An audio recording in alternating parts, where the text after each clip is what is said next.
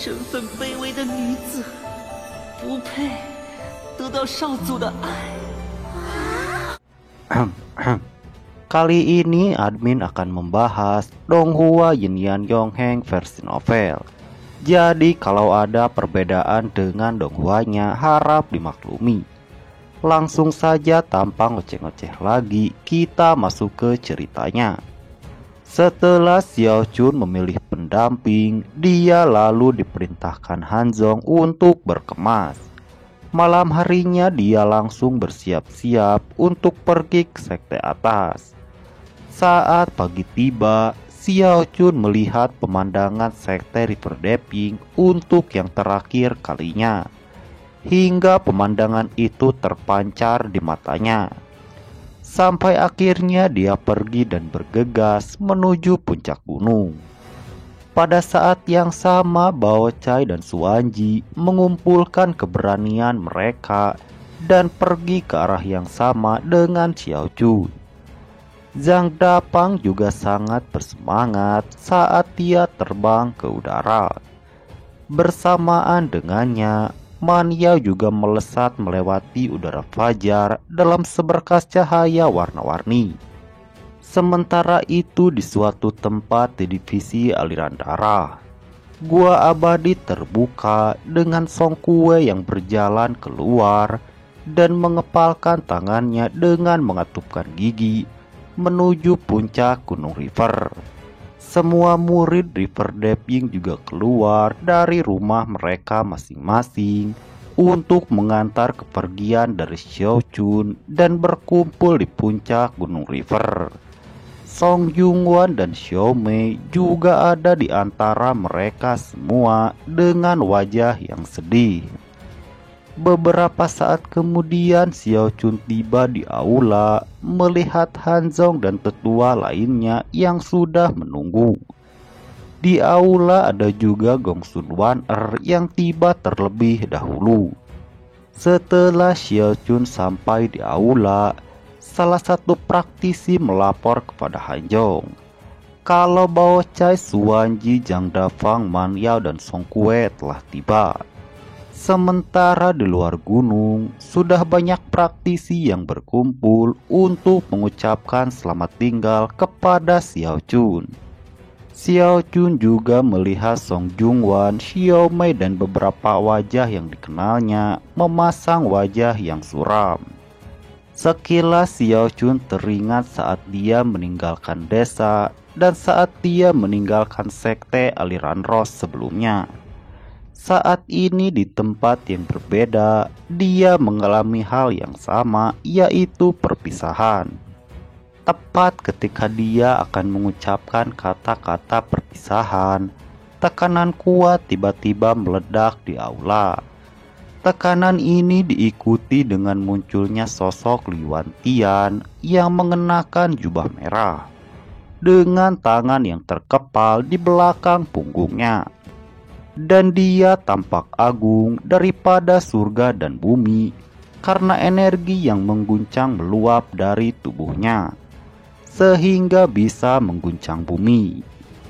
Saat tekanan seorang depa memenuhi seluruh sekte River Deeping, Li Wantian memandang Xiao Chun dan Gongsun Wan lalu sedikit tersenyum. Karena semua orang ada di sini, ayo kita berangkat. Li Wantian lalu melambaikan tangannya ke langit, menyebabkan suara gemuruh yang kuat bergema, seolah-olah langit itu sendiri akan dihancurkan. Kemudian dua tangan ilusi muncul dan merobek udara itu sendiri, yang diikuti munculnya raksasa setinggi 30.000 meter yang melayang di atas udara. Raksasa itu memiliki tubuh daging yang kuat dan aura yang sangat luas. Meskipun itu tidak mengesankan seperti leluhur darah, tapi itu masih pemandangan yang sangat mengejutkan. Saat melayang di sana, gunung-gunung di bawah hampir seperti mainan yang bisa dihancurkan sesuka hati. Suara terengah-engah bisa terdengar di antara para praktisi River Deeping. sampai membuat mata Xiao Chun melebar karenanya. Terutama saat raksasa itu melolong dan bersujud ke arah puncak gunung. Ketika semua orang terguncang, bocah itu lalu menjentikan lengan bajunya, menyebabkan penglihatan Xiao Chun dan semua orang di sekitarnya menjadi kabur. Tubuh Xiao Chun lalu dipenuhi dengan rasa sakit dan menghilang dari tempatnya.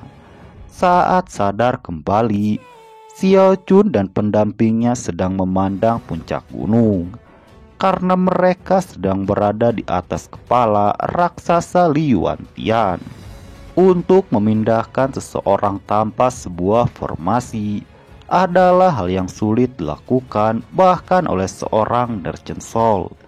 Tapi Li Yuantian melakukannya dengan mudah, seolah-olah tidak membutuhkan usaha sama sekali.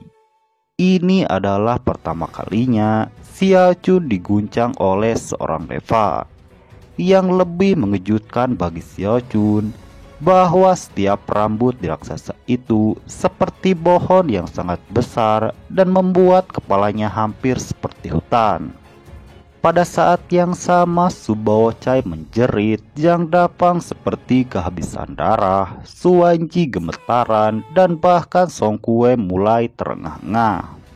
Berbeda dengan mereka, Man Yao terlihat lebih baik daripada mereka berempat.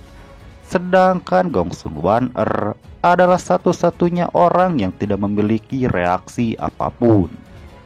Adapun Xiao Chun, dia adalah seorang Golden Core sejati, sehingga hanya sedikit memucat saat ada di kepala raksasa ini.